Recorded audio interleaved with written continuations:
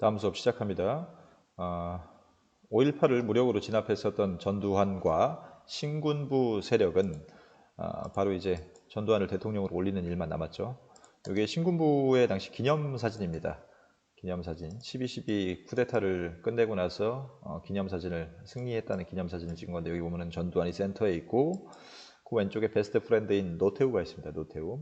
지금 사진이 좀 흑백이라서 잘 보이진 않는데, 자, 그래서 이제 전두환이 대통령이 되는 일만 남았죠. 전두환이 대통령이 되는 일만 남았고, 바로 이제 대통령으로 만드는 작업을 실시하는데, 당시 국가보위 비상대책위원회라고 하는 초헌법적인 기관을 설치합니다. 국가보위 비상대책위원회.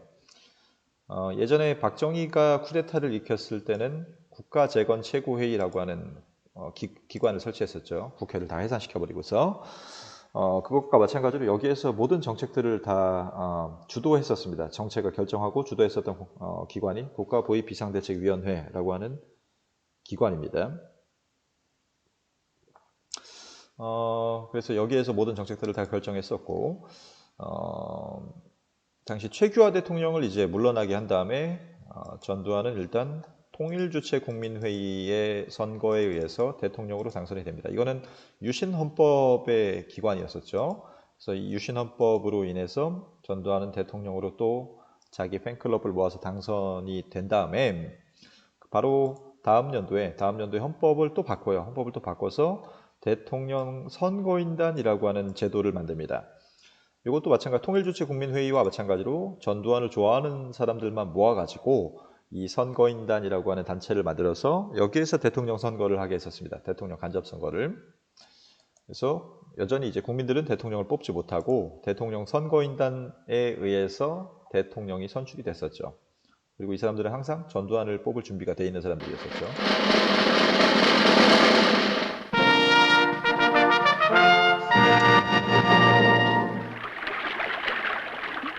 2월이 가면서 새봄이 다가왔습니다. 되게 평화로운 것처럼 시민들 다 죽여놓고. 제5공화국을 출범시키는 제11대 대통령 선거가 2월 25일 오전 8시부터 전국 77개 선거구에서 일제히 실시됐습니다. 모두 5,277명의 대통령 선거인 가운데 5,271명이 참가한 이번 대통령 선거에서 이 대통령 선거인단 5,000명이서 대통령 선거를 자기끼리만 하는 거야. 그러면 다 이제 전두환 팬클럽이 모여가지고 전두환만 뽑는 거야. 각 선거구에서 각기 국민들로부터 위임받은 선거권을 행사했습니다. 투표 시간은 오전 8시부터 오후 2시로 돼 있었으나 대부분의 선거구가 낮 12시를 전후해서 투표를 마쳤습니다.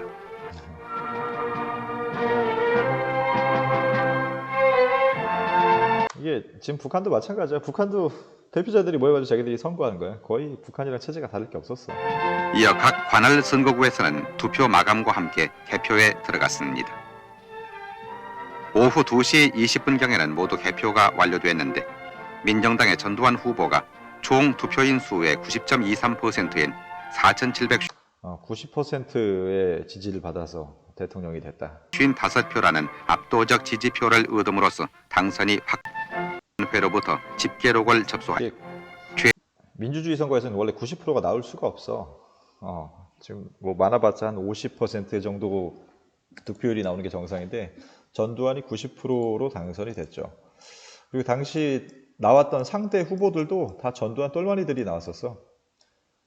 그래서 전두환 일중대라고 해서 뭐 전두환이 정당을 다 만든 거야. 여기도 전두환 정당, 여기도 전두환 정당, 여기도 전두환 정당인데 여러 정당이 나와가지고 마치 민주주의적으로 경쟁해서 전두환이 뽑힌 것처럼 홍보를 했었었죠. 1중대, 2중대, 3중대 막 그런 식으로 해서 뽑혔었습니다.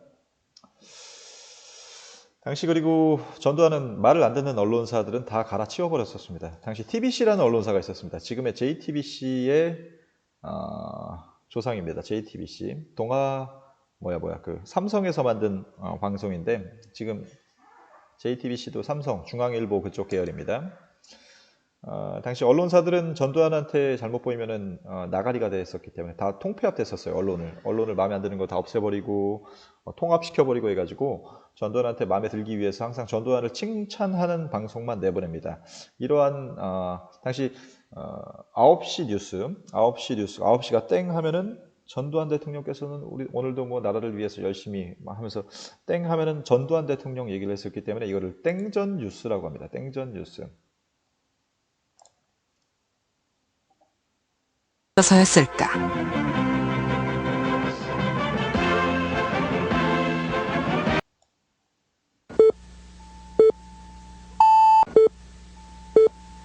땡 하면은 전두환 대통령은 오늘 권력의 핵심만 바라보고 있어서였을까? 점차 사회 전반에 이순신 대통령께서는 봐봐. 함께 대통령 칭찬하는 뉴스야. 봐봐 한번. 전두환 대통령과 영부인 이순신 대통령께서는 점프 차림, 금소한 복장으로 청진동 골목을 찾아서 청소 상태를 둘러보고 있습니다. 아니 대통령이 왜 동네 청소 상태를 점검하고 있어? 대통령이 왜 이렇게 할 일이 없어? 동네 청소 상태를 왜 지가 보고 와서 보고 있어? 이곳의 그 청소 상태를 지적하신 것 같습니다. 진짜 그걸 또 언론이 칭찬해주고 있단 말이에요. 봐봐. 아프리카 순방을 온 국민이 축하합니다. 그래서 언론에서는 항상 대통령을 칭찬하는 뉴스만 내보냈었습니다. 안녕하십니까. 우리의 새 대통령으로 전두환 장군이 당선되셨습니다. 진심으로 축하를 드리는 바입니다. 우리나라는 지척의 악랄한 또 호시탐탐 남침을 노리고 있는 북괴와 대치하고 있습니다. 바로 이런 우리나라의 전두환 대통령을 내려주신 하늘에 다시 한번 감사를 드리는 것. 하늘에 감사한다. 이런 전두환을 찬양하는 방송만 내보낼 정도로 언론을 완전히 전두환이 장악하고 있었고 이런 상황에서 언론이 전두환을 비판하는 기사를 절대로 쓰지 못했었습니다. 그리고 또 하나 골 때렸던 게 삼천교육대라고 하는 기관을 설치해서 전두환을 비판하는 사람들 다 잡아다가 여기서 훈련시키고 막 때리고 했었습니다. 근데 이 삼천교육대 인원이 당시 많아지면 당시 전두환이 뭐라고 홍보했었냐면은 여기다 깡패들이랑 사회 불순분자를 잡아다려다가 인간을 만들겠다, 사람 만들겠다 라고 하면서 깡패들을 막 데려가요. 옛날에 박정희가 처음 정권을 잡았을 때 깡패 소탕 작전이 있었었죠. 그랑 거의 똑같은 겁니다. 근데 문제는 뭐냐면은 여기 깡패들만 잡아들였던 게 아니라 전두환을 비판하는 사람들도 여기다 넣어놓고 그냥 일반인들도 다 넣어놨어요. 예를 들어서 여러분들이 학교에서 친구랑 싸웠어. 오늘 점심시간에 싸웠어. 막 얘기하다가 막 치고받고 싸웠어. 그러면은 학생부 선생님이 불러가지고 야 니네 일주일만 교육 갔다 와라 라고 해서 여기 삼천교육대 보내버리는 거야. 학생부 선생님이. 여기 고등학생들도 끌려온 애들 되게 많았었어. 그리고 여기 삼천교육대 끌려가서 죽은 사람들이 엄청나게 또 많습니다. 훈련을 되게 비인간적으로 받았었기 때문에 밥도 제대로 안 주고 해가지고 죽은 사람들이 많았었던 그런 기관입니다. 근데 너무 세게만 나가면은 국민들이 안 좋아할 것이었기 때문에 좀 약한 정책들도 좀 국민들이 좋아할 만한 정책들도 했었는데 학생들의 일단 전두환을 학생들이 많이 반대했어서 중고등학생들의 인기를 얻기 위해서 교복과 두발을 자유화 시킵니다. 응팔에 보면은 얘네 교복 안 입고 다니지 얘네.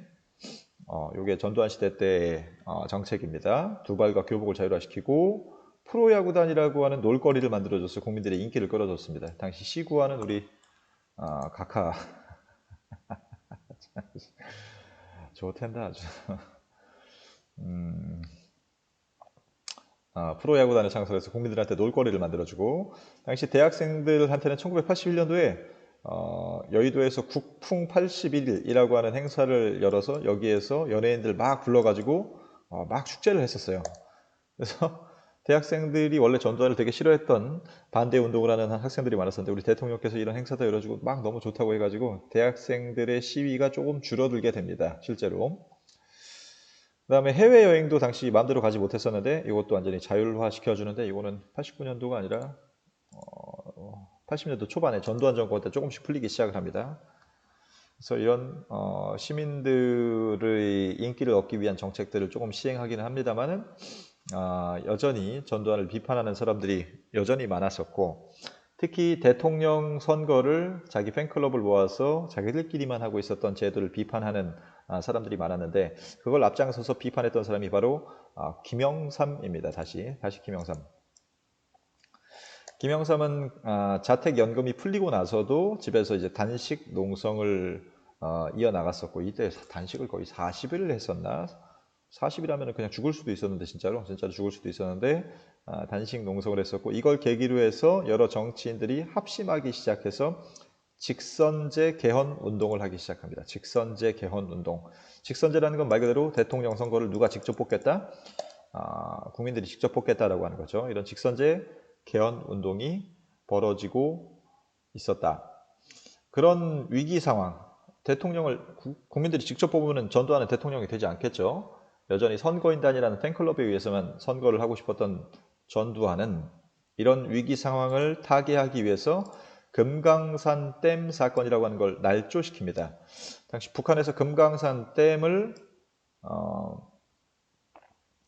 댐에서 잠겨있던 물을 남한으로 흘려보내면은 서울이 이렇게 다 잠겨버린다고 거짓 뉴스를 내보냈었어요. 여기 동아일보 기사인데, 당시 동아일보. 금강산 댐이 군사적으로 악용되면 핵폭탄 위력으로 12시간 뒤에 수도권이 완전히 홍수가 나서 다 망해버린다라고 하는 이런 신문이랑 뉴스 같은 거를 막 계속 내보내면서 이렇게 북한이 우리를 위협하고 있는데 지금 직선제 같은 얘기 할 때냐라고 하면서 시민들을 자기 전두환 중심으로 똘똘 뭉치자라고 하는 그런 기사들을 많이 내보내죠. 그리고 이 금강산 댐 사건 뉴스를 내보내면서 이 북한이 내려보내는 물을 막기 위해서 우리도 댐을 만들어야 된다라고 해서 평화의 댐이라는 걸 만듭니다. 여기 평화의 댐. 만들지 않아. 평화의 댐이라는 걸 만들려고 하면서 시민들한테 모금 운동을 하는데 모금액이 687억 원이었어. 근데 이게 사기야, 사기. 북한이 댐에서 물을 흘려보내려고 한 적도 없었고, 댐에서 물이 내려와도 우리 남한이 그렇게 잠기지가 않아. 잠기지가 않는데 이걸 조작해가지고 직선제 개헌 여론을 잠재우려고 했었던 거죠. 직선제 개헌 여론을 잠재우고, 북한의 침략이 이렇게 위험한데 우리가 우리끼리 이렇게 싸울 때냐라고 하면서 약간 여론을 잠재우려고 했었던 그런 상황이었었다라고 보면 됩니다. 그래서 관련 내용 체크합시다. 삼천교육대 만들고 언론도 통폐합하고 정치인들의 활동을 제대로 하지 못하게 합니다. 그리고 처음에 유신헌법에 따라서 대통령으로 선출이 됐는데 이 헌법을 바로 바꿔가지고 선거인단이라고 하는 전두환의 팬클럽을 만든다고 그랬었죠. 그리고 선거인단에 의해서 7년짜리 대통령으로 선거인단의 간접선거에 의해서 대통령에 선출이 됩니다. 그렇기 때문에 아까 김영삼이 직선제를 요구하는 운동들을 한다라고 했었죠. 자, 그래서 전두환 정책, 언론 통제와 삼천교육대 중요하니까 체크하고, 통행금지 폐지하고, 두발과 교복을 자율화시키고, 프로야구단 창설, 해외여행 자유화 같은 이런 인기를 얻기 위한 정책들을 실행을 합니다만, 국민들이 계속 저항을 해서 특히 5.18의 진상이 어떤 거냐, 그걸 규명해달라고 하는 시위가 굉장히 활발하게 일어나고, 아까 봤었듯이 직선제 개헌 직선제 요구가 점차 강해지기 시작을 합니다. 그렇게 해서 일어나게 되는 사건이 바로 좀 이따 다음 시간에 배우게 될 60민주항쟁입니다. 대통령 직선제 개헌 요구를 중심으로 해서 시작된 60민주항쟁입니다. 오늘 다음 시간에 보고, 그래서 이렇게 전두환을 반항하는 사람들이 많아지자 금강산 댐 사건 같은 것들을 조작해서 자기의 위기를 좀 극복하려고 했었던 그런 상황이었었다. 전두환 정권이. 그렇게 해서 여기까지가 전두환 정권에 관련된 얘기고, 다음 시간에는 여기 60민주항쟁에 대해서, 이런 전두환에 대해서 반항했었던 60민주항쟁에 대해서 다음 시간에 할까? 지금 할까? 양이 되려나 이게? 너무 안 늘어나려나? 지금 하자, 그냥 지금 하자. 봅시다. 여기 일단 빈칸을 채웁시다. 빈칸만 채우고 오늘 끝냅시다. 이번 시간은. 자, 박정희가 사망한 다음에도 유신체제가 지속돼서 통일주체국민회의의 대통령으로 전두환이 11대로 뽑혔다가 바로 헌법 바꿔가지고 자기가 선거인단이라는 걸 만들어서 다시 대통령이 됩니다. 신군부는 광주 시민을 폭도로 몰아갔었고, 계엄군에 의해 무력 진압당했었고 5.18은 반미운동의 시작 계기가 됐었죠. 그리고 신군부는 국가재건 최고회의가 아니라 국가보위 비상대책위원회라고 하는 것을 설치합니다. 이 국가재건 최고회의는 박정희가 만들었던 겁니다. 그다음에 전두환 정권은 7년 단임의 대통령 직선제가 아니라 간선제도, 선거인단에 의한 간선제도로서 간접선거에 의해서 대통령이 되고, 그 다음에 전두환에 대한 저항은 약간 누그러지는데 완전히 누그러지진 않습니다. 그리고 전두환 등 신군부에 의한 독재가 시작이 됐고, 유신철폐와 신군부 퇴진 같은 민주화 운동이 일어났는데 이거를 서울의 봄이라고 합니다. 서울의 봄.